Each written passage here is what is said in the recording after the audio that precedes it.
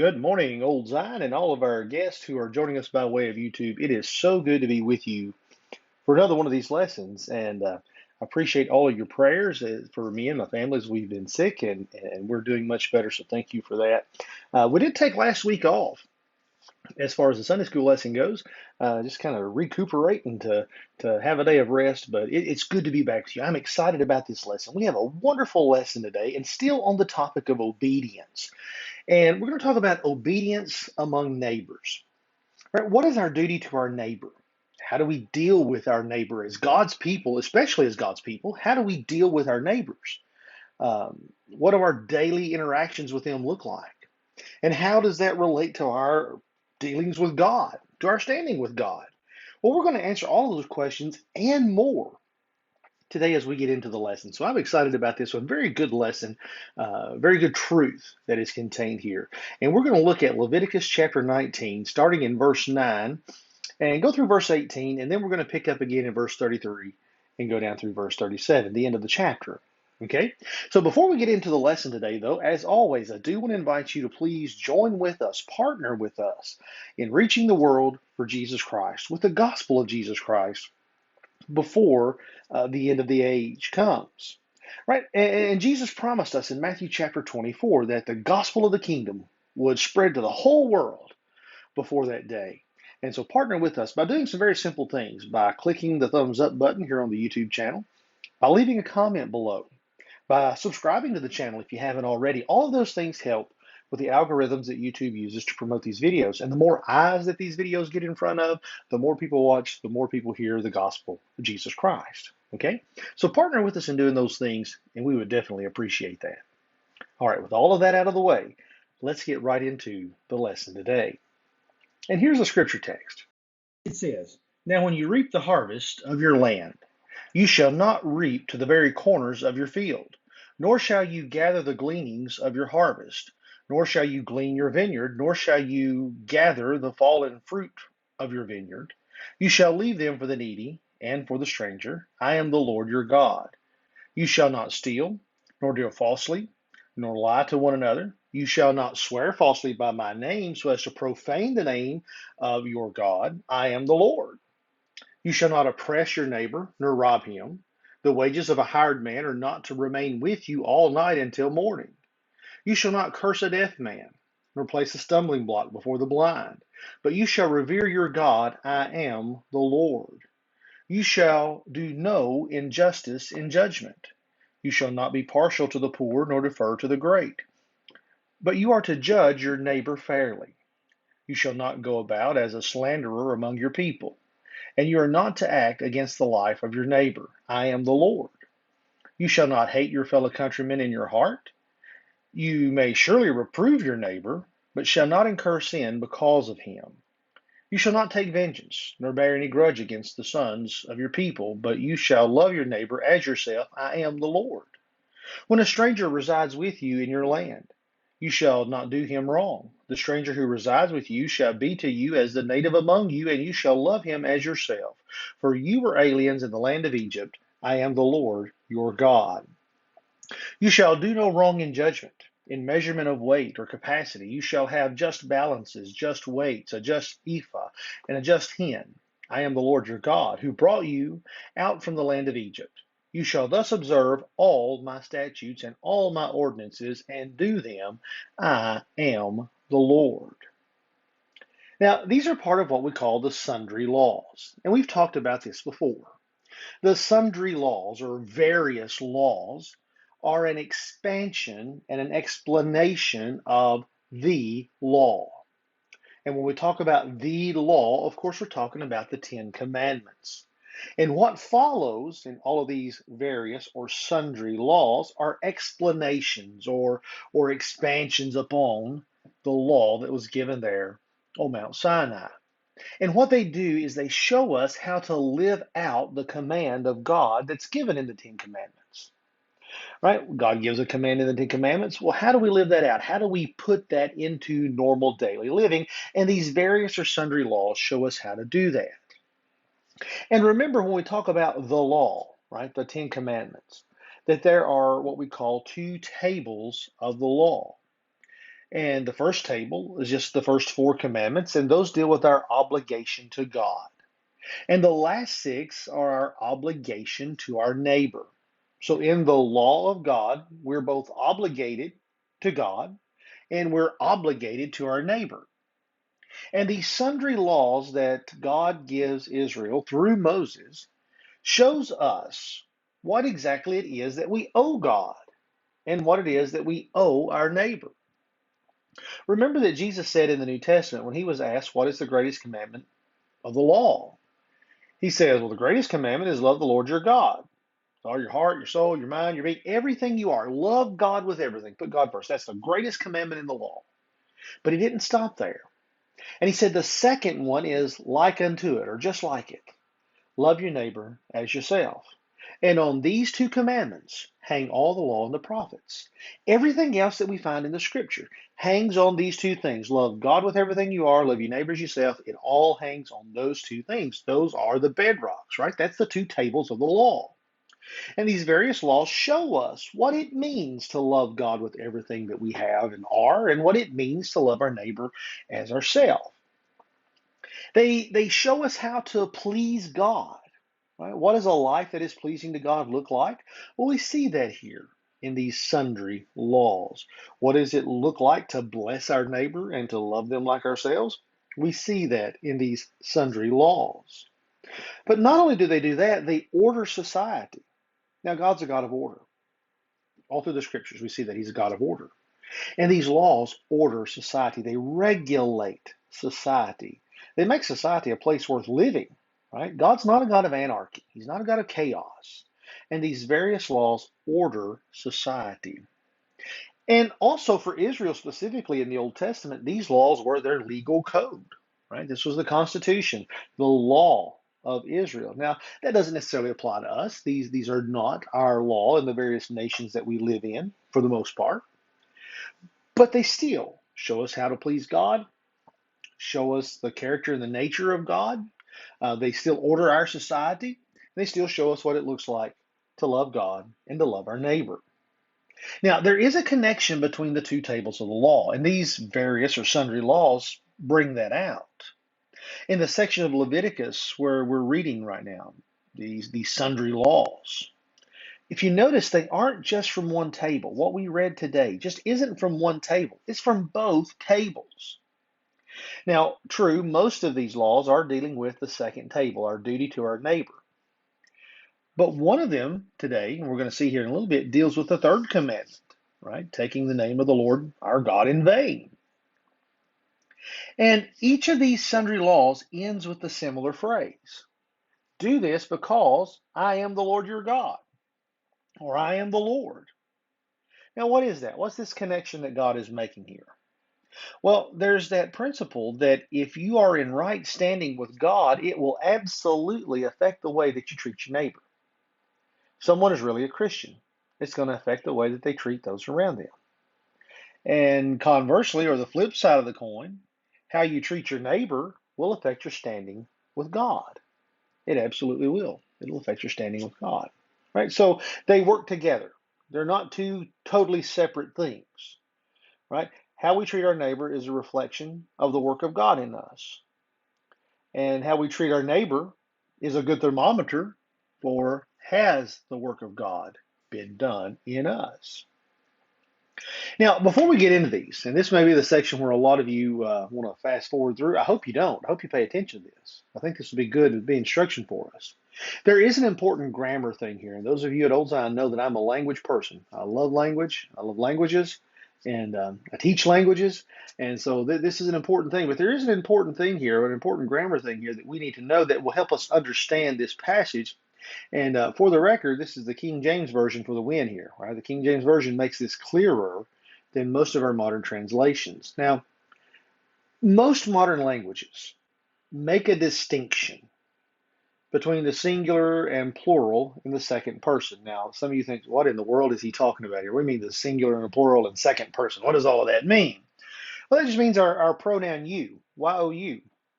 Most modern languages make a distinction here, right? They make a distinction between singular, one person, or plural, more than one person. But English doesn't. Now, I have to say, Standard English doesn't. Here in the southern part of the United States, we tend to make a distinction, right? In Standard English, you is both singular, one person, and you is plural, more than one person, right? I could be talking to one individual and say, "How are you?" That's Standard English. I could be talking to more than one person. I could say, "How are you?" That's Standard English. Now, here in the South, we make a little bit of a distinction there. We might say, "How are you?" to one person, and to more than one people, we might say, "How are y'all?" Right? A contraction. You all, how are y'all? That's what we'll say. Well, even worse, in modern English, you is both a subject pronoun and an object pronoun, right? It means that you does stuff and you receive stuff, right? Uh, you can hit somebody with a stick, or somebody can hit you with a stick, right? It's all the same word. It's all the same word. But early modern English did make a distinction in this second person. It did make a distinction. Plural versus singular, or subject versus object, or if there are any other of you grammar nerds out there, we could say the nominative versus the objective, right? Early modern English did. And what we find in the King James Version is early modern English. So here's an example of what I've been talking about. Here on the left, there you have modern English, and you have early modern English on the right. So in modern English, we say you. It doesn't matter. Just everything is you. But in early modern English, if you were doing something and it was just one of you, I would say thou. If it was more than one of you and you were doing something, I would say ye. Or if something was happening to one of you, I would say thee. Or if something was happening to more than one of you, I would say you. See, we made that distinction. King James still makes that distinction. Well, preacher, you've lost me. I don't understand. Why is this important? Why does this matter? Well, this matters here in this text because some of the commands that we're going to look at today are singular. They deal with individuals. You as an individual, you do this. Some of these commands, though, are plural. All of you, or as we might say here in the South, all y'all, all of you people, every one of you, the whole group of you are going to do this. Some of these commands are singular, some of these commands are plural. In some of these commands, God is speaking to individuals. In some of these commands, God is speaking to the whole society. And we'll point that out as we go through that. Now, is that really important? Well, the ancient rabbis thought it was, right? The ancient rabbis who taught the scriptures, who knew the scriptures and knew the Hebrew and knew the distinctions there between the plural and the singular, the ancient rabbis absolutely said that this is an important distinction. Because if the command is singular, right, we're talking to you as an individual, right? You as an individual are not to do these things, or you as an individual are to do this thing, right? But if the command is plural, what does that mean? What are the implications there? It means you as a society or you as a group are not to do these things. But even more than that, as an individual, you're not to be a part of a conspiracy to do these things. Don't join yourself with a group who is doing this. Don't go along with the crowd who is doing this thing. If you go along with the crowd in their sin, even though you may not be doing it, if you go along with the crowd in their sin, you're guilty just like they are. Don't stand by silently while these things are being done. So you see, there's an obligation here, right? And it's an important thing. It's not just, am I doing wrong? Am I lending my name, my support, my presence to the wrong that's being done? Those are important distinctions. Now, don't get me wrong, there are some amazing modern English translations, and we read from one and usually read from one. The New American Standard, the 1995 edition, is what I typically use. I love the translation. It is the most literal, probably in English, that we have of the basic words. But still, modern English is not as precise as it once was. So don't ignore that King James Version, right? Use it. Use all of these wonderful tools that God has given us, but don't say, gosh, those these and thous, I wish they weren't there. It's good for us that they are. They make a distinction that's important. Okay? Now, with my soapbox out of the way there, let's get into these sundry laws. What are these laws here that God is telling us? Well, we kind of break them down into some categories. They're kind of grouped together in groups. I don't know if you noticed that or not. They're grouped together in groups, things that go together. And the first one of those is just this. Here's this principle that those who are blessed or those who have power have a duty to care for the needy and the powerless. Right? That's a truth. Those who have the blessings of God, those who have power in the culture or in the society or in business, they have a duty to care for the needy and the powerless. Now look at verses 9 through 10. Verses 9 through 10, the big idea here is no one is to go hungry. Right? No one is to go hungry. This includes the needy, and it also includes the traveler. Now, notice through the text, God will say the stranger who is sojourning in the land, right? So this foreigner who is traveling through, no one is to go without, right? It doesn't say that everyone has to be equally wealthy, right? Where Scripture's not communist, we wouldn't even say socialist, perhaps, uh, but no one is to go hungry.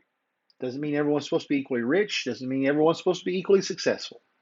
But no one is to be without the daily necessities of life. Now, this is a singular command. So God is saying, each one of you.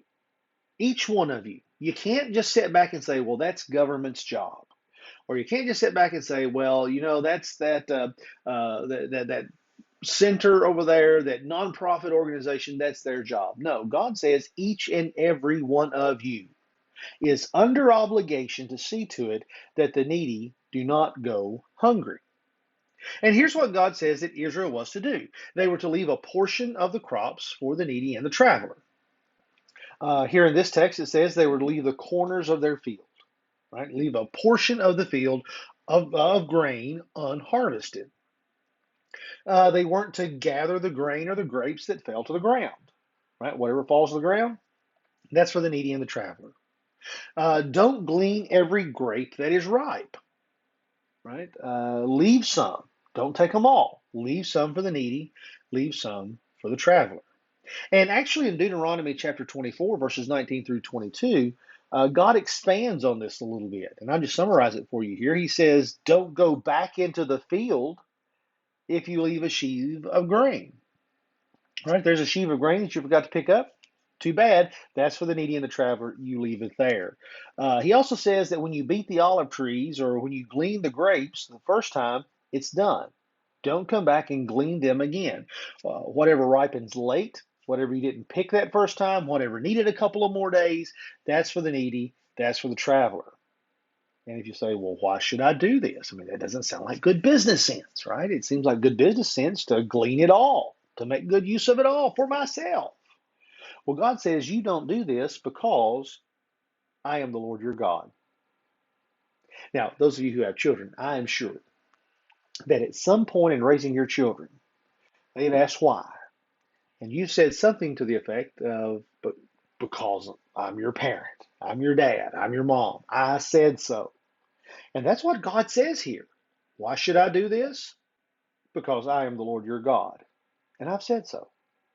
You make sure that those who are in need are taken care of.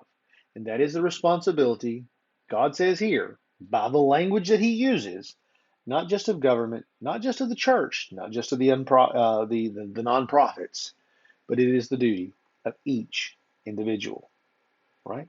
Make sure no one goes hungry.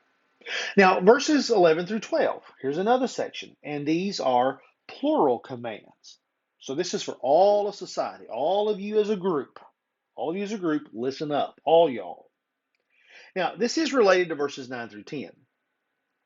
And he says that each of you, all of you as the group, have a duty to make sure the needy are fed. That's true, we read that. And all of you as a society, do not steal from your neighbor. Now, these are related. These kind of go with verses 9 through 10. He says, don't steal from your neighbor. Don't deal with your neighbor in a false manner. Don't lie to one another.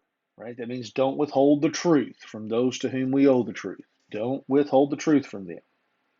And since it's plural, don't be a party to this either. right? Don't join in the conspiracy or don't stand by and watch this happen and not do something about it. Now, here's how the rabbis explained this portion, this command. Here's how it was related to verses 9 through 10. They said this would be like the vineyard owner putting a basket under the vine to catch the grapes that fell. Well, what's the problem with that? That sounds like good stewardship there, preacher. Well, God had said whatever falls, whatever you drop, whatever falls, is for the needy, it's for the poor. Don't pick it up. But if I just put a basket under this vine, I mean, I'm not picking it up, right? It's not hitting the ground. Therefore, it's fair game, right? Well, as the rabbi said, you may not have technically picked up the grapes that fell, but you did keep them purposefully from touching the ground. So what did you do? You stole from your neighbor. You dealt falsely with your neighbor, and you lied when you said nothing had fallen, right? Don't do that. Don't game the system to get around the command of God. Why? What's wrong with that? Because I am the Lord your God. I said so. He's watching, and he sees, and he knows how you dealt with the poor, with the needy, with the traveler traveling through. So don't game the system, and don't be a part of gaming the system. And furthermore, he says, and don't drag God's name into your sin. If you do, it's bad enough that you lie or you steal or you deal falsely with the needy. That's bad enough. But don't swear by the name of God that you did what was right when you did what was wrong, right? Don't profane God's holy name with your rotten sin. Don't do that. And don't be a part of the conspiracy or don't sit back and watch it happen either. And then swear by God's name that you did nothing wrong. Don't do that. If you know the needy are being wronged and you let it happen, then God says here, you are guilty too. You're just as guilty, right? This is plural. You, all of you, don't join in this conspiracy. Why? I am the Lord. I've said so. I've put you on notice. I am your creator. This is my will. This is my character. And this is what you are to reflect. Okay? Now, verses 13 and 14. This is a singular command. You, buddy, you as an individual, this is a singular command. You have this responsibility. Well, what is it? Don't oppress your neighbor, right? Don't oppress your neighbor. Don't bring oppression or cause oppression to come upon your neighbor. Basically, God's saying don't take advantage of your neighbor. Don't use your position.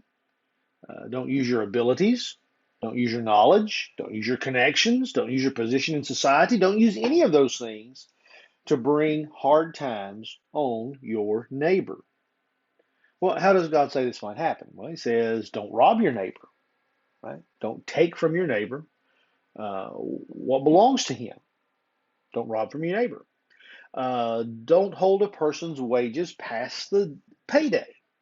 Now, here in this text, it's clear that he's talking about day laborers. Now, not a full-time employee that has a set wage day, but day laborers, right? Folks who maybe you would only hire during the harvest or during times of need, and they would come, they would work for a day, you would give them their day's wages, they would leave, they may come back tomorrow, they may not, there may be a job for them tomorrow, there may not be, but those who were day laborers, God said, don't you even dare hold their wages until the next morning. If they've worked that day, you pay them that evening. You make sure they are paid. Don't do anything that's going to cause hard times to come on your neighbor. He says, don't curse a deaf man. Don't cause a blind man to stumble. Don't do anything that's going to injure or insult your helpless neighbor. Don't cause financial hardships on your neighbor and then take advantage of them in doing that. The idea there behind don't oppress your neighbor, don't hold his wages to the next day, the idea behind that is that you would withhold the money that was owed your neighbor that would get your neighbor in a bind. And then perhaps your neighbor would have to sell his goods, possessions, maybe even his land, and you would swoop in and buy it up on pennies on the dollar. Right? Don't rob from your neighbor by causing hard times to come on your neighbor. Don't make fun of or insult or laugh at someone who is deaf and can't hear you, right? Don't insult them. Don't cause a blind man to stumble in any way on purpose, right? Don't do that. Right? Why? Because I am the Lord. And he says here, revere the God who created those people. You will revere me. You will reverence me. I'm their creator. I am the Lord. Right? So don't do that. Don't oppress. Don't insult. Don't injure. Now, verses 15 through 16, these deal with legal cases.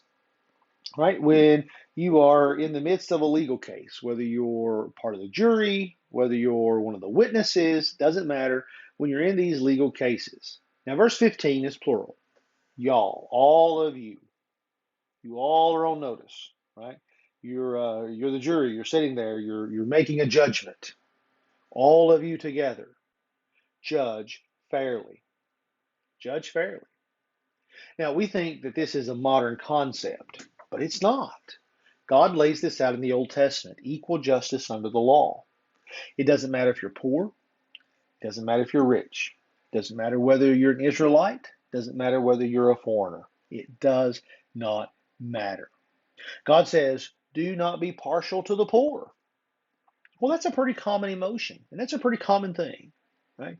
We feel sorry for the underdog. We have compassion on those who maybe are in less good circumstances than we are. Right? But God says, don't be partial to the poor. Don't let him off. If he's guilty, don't let him off just because he's poor or has some hard circumstances. And at the same time, don't defer to the powerful. Don't become starstruck. Or don't try to get in the good graces of the powerful by letting them off if they are guilty under the law. Right? Judge each man, judge each woman, judge each person by the same standard, God's law. And I'm glad it's that way. Because if it was left up to us, we would all have a very subjective, very changing standard based on who we're passing judgment on. But God says, don't do that. Don't do that. You judge each person equally under the law. And then in verse 16, this is a senior command. You as an individual, if you have to give evidence against your neighbor, right? If you're testifying in this case as an individual, you're on the witness stand. Do not say things that are false. Don't slander your neighbor. The King James Version says, "Don't be a talebearer." Right? Don't bear tales. Don't carry tales. Don't be a slanderer. Don't say things that are false. And in that, we also have this: don't choose your words in such a way that you don't technically lie, but your words might lead others to believe something that is false. Don't slander your neighbor. Tell the truth. If it helps them, if it hurts them, doesn't matter. You speak the truth. And then he also says this: don't use legal tricks, don't use legal maneuvering to kill your neighbor. Right? Don't use legal maneuvering, don't use the law, don't use the state as the weapon to take your neighbor's life. Why? I am the Lord. I'm watching. I'm God. I have said so. You see, all of these commands reflect the nature, the purity, the holiness, the righteousness of God. He says, why are these things true? Why are these things good? Well, they're good because I am the Lord and I have spoken them. Therefore, they are good. Now, verses 17 and 18. These are singular commands. Each one of you individuals. Each one of you is an individual. And these all deal with our personal relationships, the relationships we have with our neighbors, one-on-one relationships. Number one, he says, don't hate your neighbor. And Jesus reiterates this in the Sermon on the Mount. Right? Don't hate your neighbor. He said, you've heard it said of old, thou shalt not kill, don't murder your neighbor. But I say to you, if you hate your brother without cause, you've committed murder in your hearts. Don't hate your neighbor. I don't know what kind of Christian or gospel music that you all like, but I love bluegrass music. Period. I just love bluegrass music, and I especially love bluegrass gospel. Love bluegrass gospel. There's an old bluegrass gospel song that says, um, "You can't love God if you don't love your neighbor." Right? And that's a biblical truth here. You can't love God and hate those whom God has created. Can't do that. It doesn't matter what their lifestyle is. Doesn't matter what their sin is. Doesn't matter what the color of their skin is. Doesn't matter where they come from. If you hate your neighbor, you can't love God. It doesn't work that way. But God says you also must reprove your neighbor. If they're in sin, you've got to tell them they're in sin. If they're in error, you've got to tell them they're in error. And I know this does not sound right to our modern culture, but one of the most hateful things you can do to your neighbor is to let them die in sin and never warn them to flee the wrath to come. Now, we think that love, right, our culture at least says that loving our neighbor would be to approve of their lifestyle, right, to help with their self esteem. But God says here, if you don't tell your neighbor they're in sin, you hate your neighbor. You hate your neighbor. If you don't tell that family member that they're in sin and in danger of hellfire, then you hate them. You don't love them, you hate them. If you love them, you'll tell them the truth. You'll reprove your neighbor. And he says, don't take vengeance. Don't take vengeance. God's giving you the civil magistrate for that. God's giving you the government for that. God, whether they're right or wrong, or whether they get things right or wrong, or whether the government does all that it should, doesn't matter. God has given the civil government for punishing of evil. Don't take that into your hands. Don't bear grudges against your neighbor. Love your neighbor as yourself. Well, why should I do these things, God? Because I am the Lord, and I've said so. I'm the Lord. Now, you, as an individual, just in case you're wondering, right? Just in case this has crossed your mind, verses 33 and 34. These commands don't just apply to people like you, right? God says here, these are for the foreigner who's living amongst you. These are for the stranger who's dwelling with you. Treat everyone just like they were one of your group. Right? You can't exclude anyone. You can't say, well, that person is, one of those people, so all these commands don't apply to them. I can, cheat them. I can take their goods. I can laugh at them. I can make their blind folks stumble. I can, whatever. No, God says it doesn't work that way.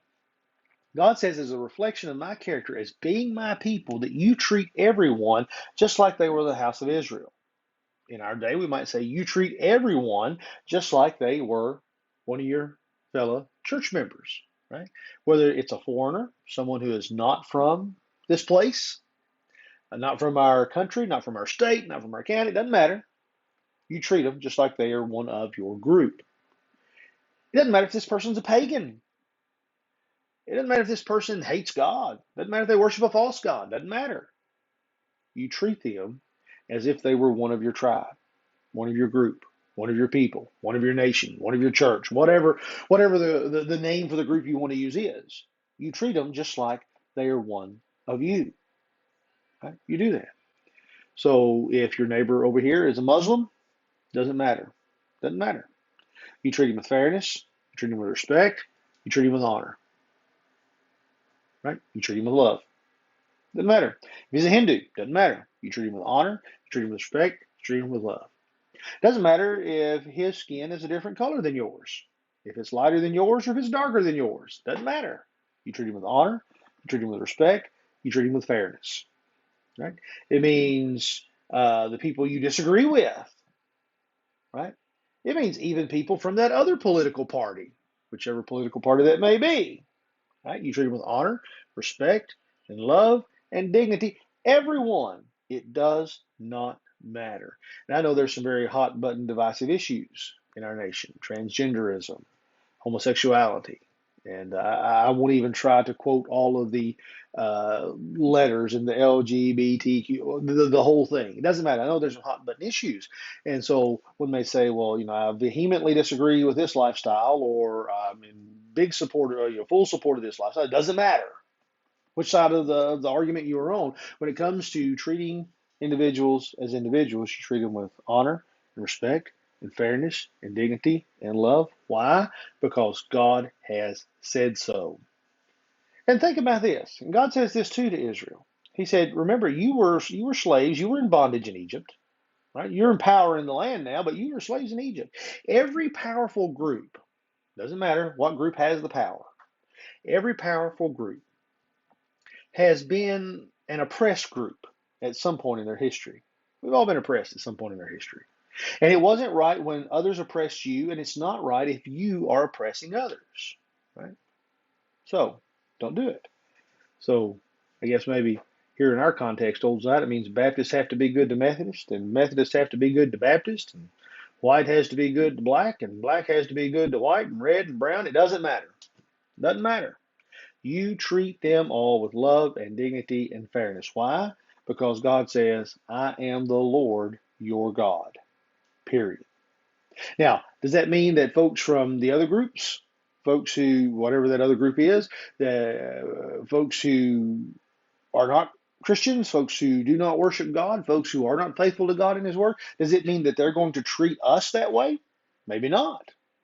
Maybe they do, maybe they don't. We don't know. But how they treat us is not what's in question here. It's not that we're loving those who love us and hating those who hate us. No, that's not what God says here. God says you treat them this way regardless of how they act towards you. You treat them the way I've said to treat them because I am the Lord your God and you are to reflect my character and my holiness.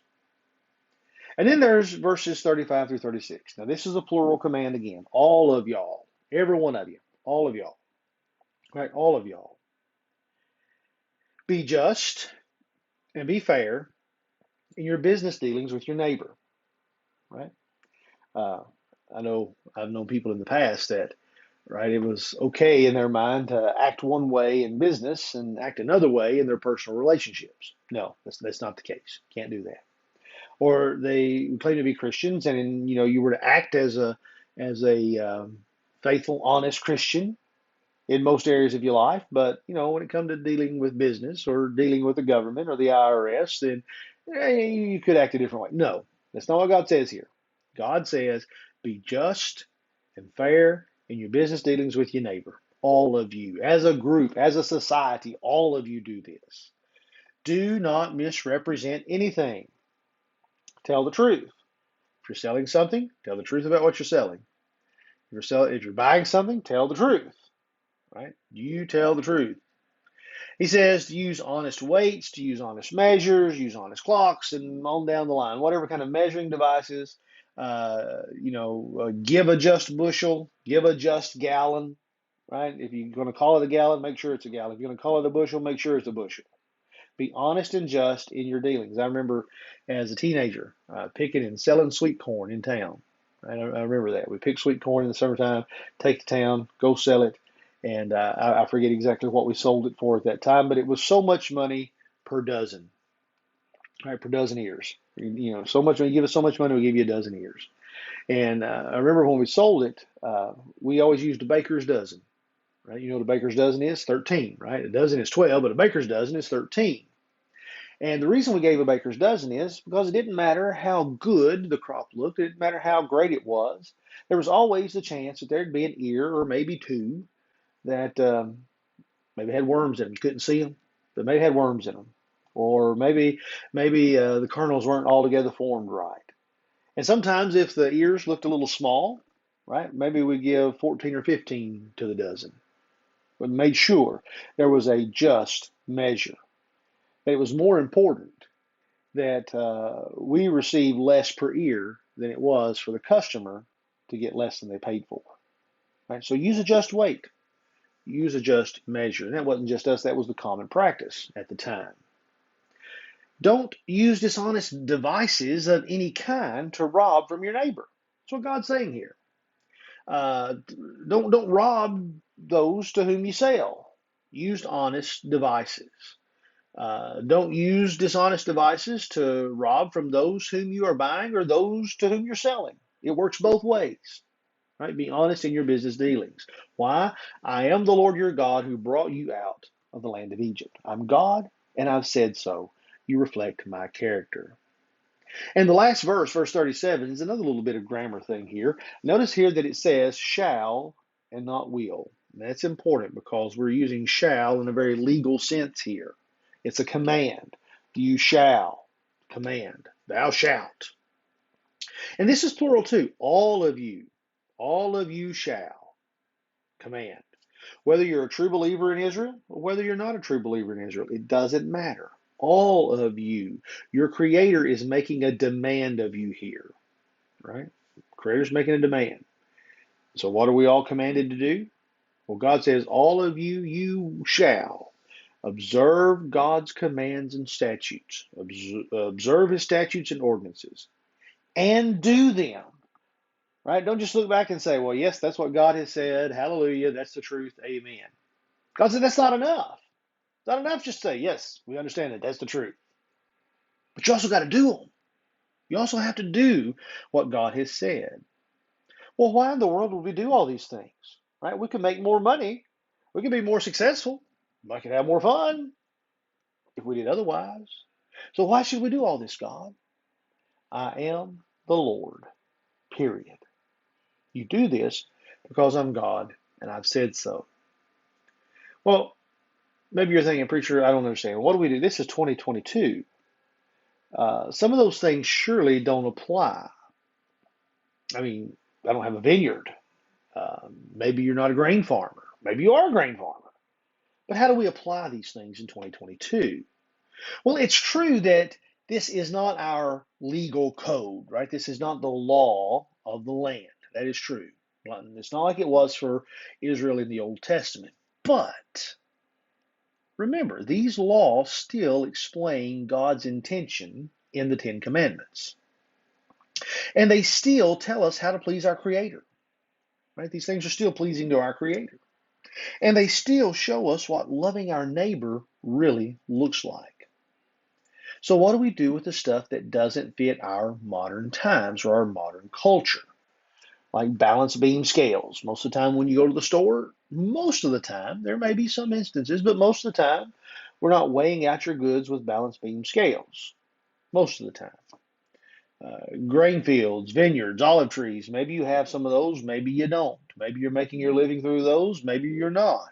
And if you are, I'm sure you're using modern technology to harvest those things. I'm sure you're not going out there with a stick and beating the olive trees. You got harvesters, right? You don't leave corners, right? Boundaries aren't marked off exactly like they were in Israel. And all of those things. So how do we apply these things if those examples seemingly don't fit our context or our culture or our times? Well, we use something called the general equity of the law. Now, that's a big $5 term.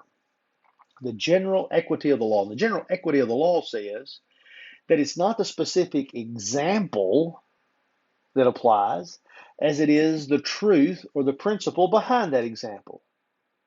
Well, preacher, I still don't understand.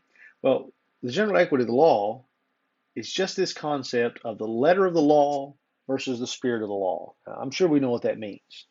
Jesus railed on the Pharisees for following the letter of the law, but yet breaking the principle behind that law. The law would say, don't do this.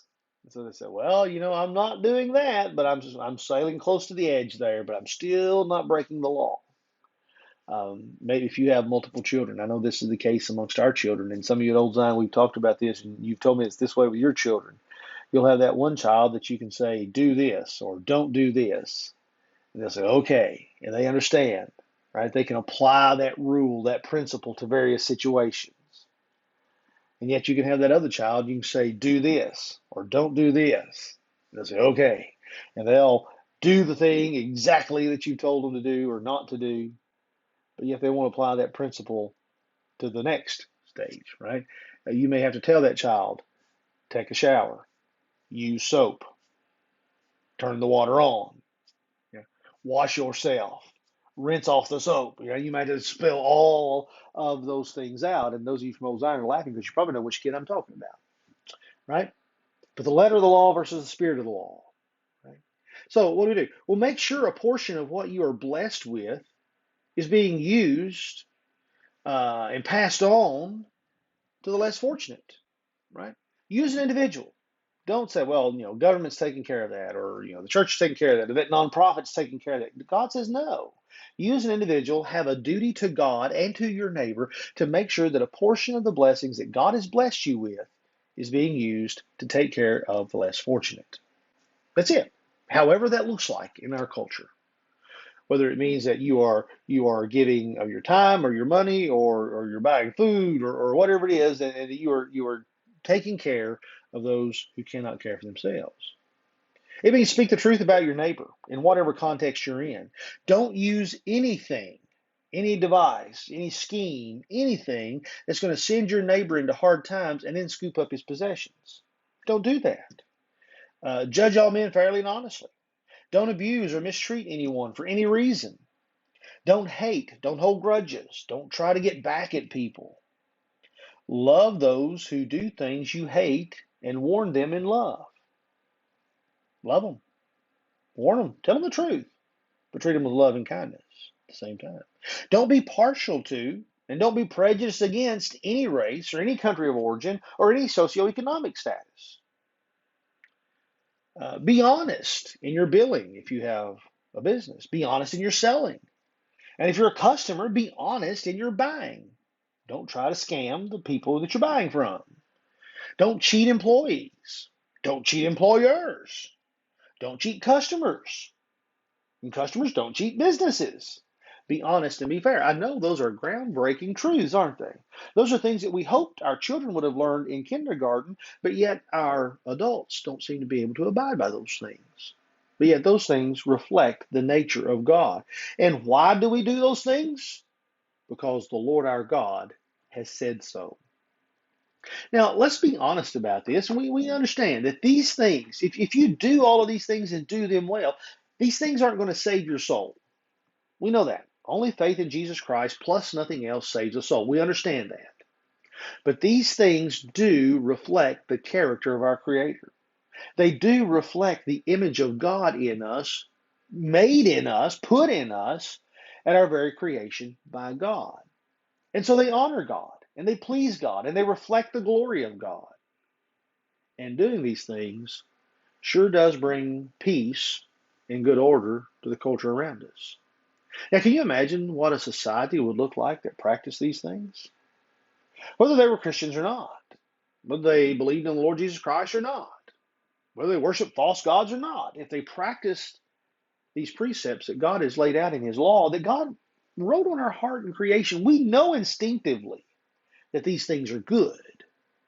But can you imagine what a culture that practiced those things would look like? Now, the good news is, after the Lord returns and we enter the eternal state, this is what the culture is going to look like that we live in. That's the good news.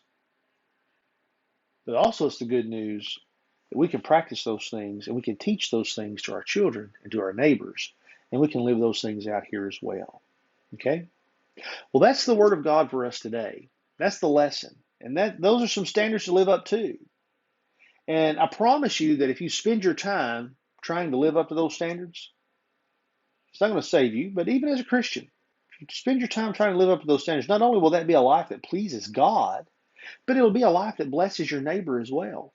And you'll be blessed from others living those standards too. Right? So let's do that. Let's live that life that is pleasing to God. And in doing so, we'll honor God and we'll bless our neighbor. All right.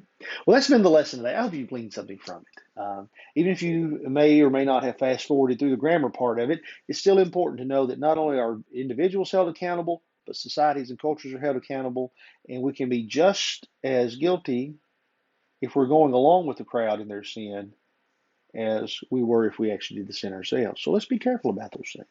All right. Well, God bless you. Thank you for being part of the lesson today. And as always, I do want to invite you to come worship with us at Old Zion. Sunday school starts at 9. Sunday worship starts at 10. Come worship with us. We'll sing and pray and preach and confess the creed and celebrate the sacraments and all of those things just like God has laid out for us in Scripture. And we'll love on you. We'll tell you the truth, right? You may not like the truth. We'll tell you the truth, but we'll love you while we do it. Okay? So come be a part of us at Old Zion. All right? Well, God bless you, and I can't wait to see you in the Lord's house.